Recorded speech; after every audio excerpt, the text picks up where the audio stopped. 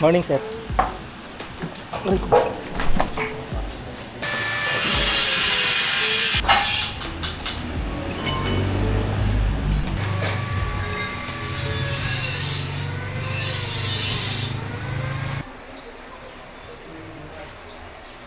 Hi guys, good morning. Welcome back sa ating vlog. Nandito tayo sa bagong episode ni Elo. Nandito tayo ulit sa JD Mufflers and Exhaust System. Dito to sa may kabilang shop sa Tuklong. So kung napanood nyo yung ating first vlog about sa exhaust system ni Elo, although hindi natin siya nakunan last time, no? Ngayong araw ang gagawin na lang is headers na lang. So inaantay ko na lang din si Papi Joseph. Ang nag-welcome sa akin dito sila Papi Jake, Kuya Ato, at saka si Kuya Oliver. So yan, inuumpisa ng baklasin yung headers. Habang binabaklas yung headers, papakita ko sa inyo yung ginawa nila last time, yung full exhaust dun sa pangilalim natin. So yun, medyo excited, medyo inaantok lang talaga ngayon. Kasi galing kaming falls kahapon sa may Mayang Falls sa Amadeo, kaya medyo kulang pa sa pahinga. Pero okay naman, excited ako makita yung headers matapos, tsaka syempre mag-iiba na yung tunog, no? Mas lalakas siya ng konti pero hindi naman ganoon kagrabe. So yan, tara, pakita ko sa inyo. Yan si Kuya Dan, inuumpisahan na niyang baklasin yung headers natin. Sakto dumating din si Papi Joseph.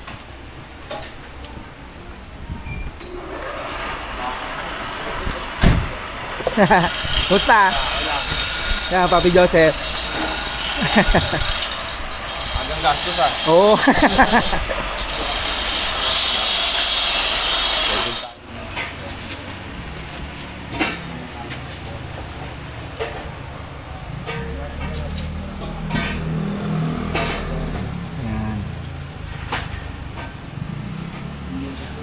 So nakaraan, ito yung nagawa na nila Papi Joseph. So ngayon yung headers na lang talaga.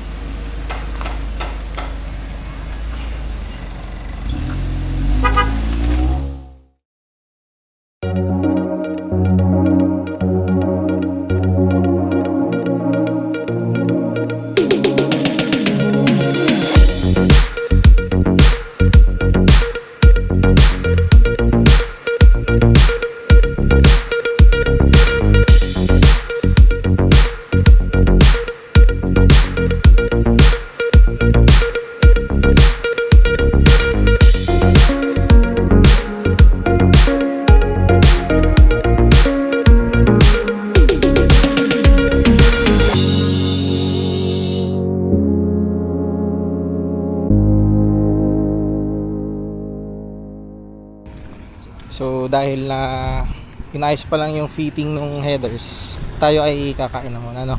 So naglakad tayo dito, maghahanap tayo ng kainan. Grabe yung init.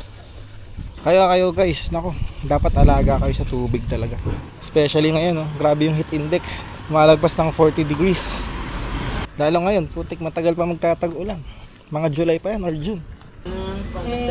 Dinuguan.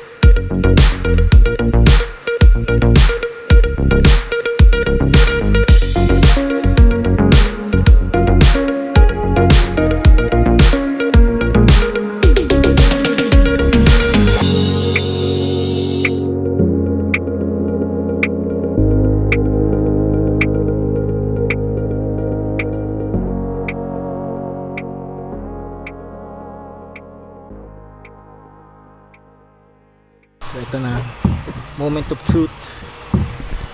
Start na natin.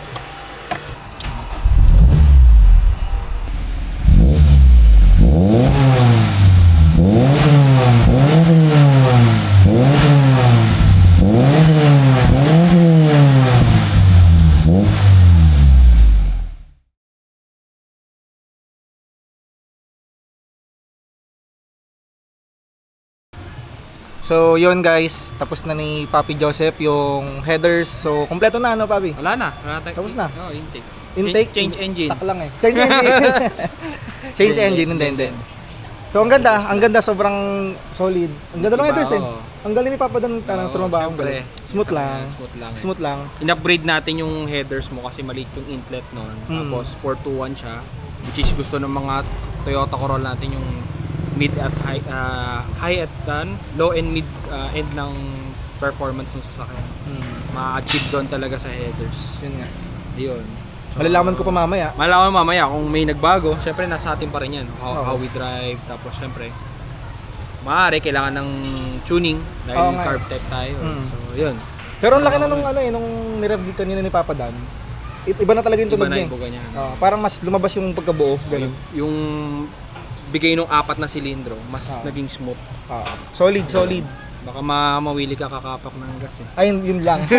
Pero din mabait tayo sa ano Mabait eh. ka, Mabait. Oo. Kahit Good boy nga pala to sa ano kalsada. good boy kasi pang daily. Oo nga pala. Mahirap na. Daily use, Pagka sobrang mong sinagad kasi, diyan lumalabas yung mga sakit eh. Mga sakit na hindi natin Oo. inaasahan. Siyempre, puro palabas tayo niyan. Pero all good, sobrang recommended to. JD Mufflers and Exhaust. Papi Joseph. Yan. Pag meron kayong inquiries, kahit anumang kotse, hindi lang SB, mag-PM din kayo sa akin para mareto kayo kay Papi Oo, Joseph. pwede. Yun. Oo. PM lang kayo sa akin. Reto kayo dito. Reto natin sa kanya. Para maayos natin yung mga auto nyo. Yawn. Papi, thank you. Welcome. JDM number 1. So ayun guys, bali nakalabas na tayo doon kay Papi Joseph. Pauwi na tayo ng Parañaque ulit. Bali nagkarga lang ako ng easy trip para mag-express tayo. Testing natin, no. Although naramdaman ko na agad paglabas ko doon sa shop, ang luwag na agad nung takbo, especially sa primera, segunda, tercera sobrang luwag. Kahit nga mag 2.5 ako, parang hindi siya ganoon ka parang sakal ganun. Kasi mas malaki na nga yung tubo, no. So ang galing, I'm so happy, guys. Pagod lang talaga ngayon dahil puro tayo gala for the past few days. Pero sobrang happy talaga ako. Ang galing, ang laki ng in-improvement niya. Ngayon, testing natin sa expressway para mas malaman ko yung power, no. Update ko kayo. So dito na tayo sa express. Testing natin siya.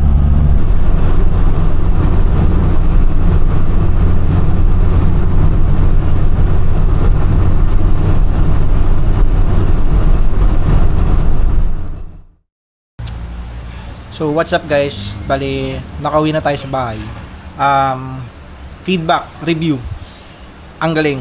Kasi per gear from primera to quinta, maluwag yung takbo niya. Parang walang pigil ganun. Tapos napansin ko lang din, nagbago yung sa shifting ko. Although siguro dahil sa piga lang din. Kung dati sa 2K, parang gigil na yung makina. Ngayon, parang 2.5 pataas. Doon na yung gigil. So basically, mas talaga siya, mas lumuwag, mas gumaang, mas nakainga yung makina kumbaga. Sa tapak, hindi ko masasabi yung sa fuel consumption kasi sabi nila 'di ba pag nag-headers mas tataas yung fuel consumption. For me, mukhang hindi naman. Hindi, nag-vlog ako. Sama ka? Vlog ko. So for me, hindi naman siya, feeling ko hindi naman lalakas sa fuel consumption. Feeling ko nga mas titipid pa yung gasolina eh. Kasi konting apak mo lang, parang 1,500 RPM. Maganda na yung takbo niya, yung maalis na siya agad eh. Hindi naman ako mahataw din talaga. So parang basically kahit dati 1.8, 2K before 2,000 nag-shift na ako talaga eh.